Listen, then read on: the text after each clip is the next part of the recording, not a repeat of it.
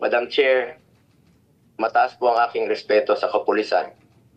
Lalo na po sa mga babae, mataas po ang aking respeto sa kanila. Noong nakaraang administrasyon, nanumbalik ang respeto ng ating mga kababayan sa kapulisan. Taas noo po ang ating kapulisan, ang ating mga sundalo. As its highest ang respeto sa PNP. Inuna namin ang pagtaas ng sahod ng uniform personnel dahil alam namin kung ano ang sakripisyo ninyo para sa bayan.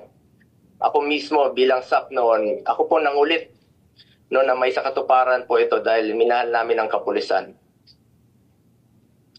Ngunit nakakalungkot, Madam Chair, na noong nandun ako sa NAIA, nakikita niyo naman po sa video, nagtanong lang po ako sa PNP spokesperson kung saan kami dapat pumunta. Dahil sabi ni Chief PNP Marbil sa 250 po. Nilapitan ko po ang inyong spokesperson at hindi po ako sinagot, tinakbuhan po ako. Sana naman bilang spokesperson, konting sagot lang naman po. Konting respeto, sumusunod naman po kami sa batas.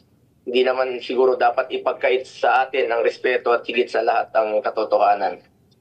Sa totoo lamang po, ilang beses na po nagsinungaling si now Brigadier General Jean Pardo. Sana po, ma'am, bilang spokesperson, totoo lang po ang sabihin mo, alang-alang sa bayan. Your duty is to be loyal to our flag and to our country. Minahal namin kayo ni dating Pangulong Duterte. Sana, konting respeto lamang po. Kung nagawa niyo yan sa akin, magsinungaling, mas nagagawa niyo po yan sa ibang tao. Respeto lamang sana. Gaya ng pagrespeto at pagmamahal namin sa uniform personnel. Pangalawang beses na po ito na hindi ka sumagot ng totoo.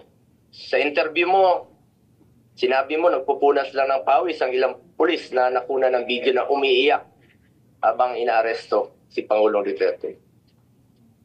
Mapigilan mo bang umiyak? Nasasaktan po yan. Doon lamang po tayo sa katotohanan at piliin nyo lang laging magsabi ng totoo alang-alang sa bayan. We must always entrust our loyalty to the Filipinos, to our flag, and to our country.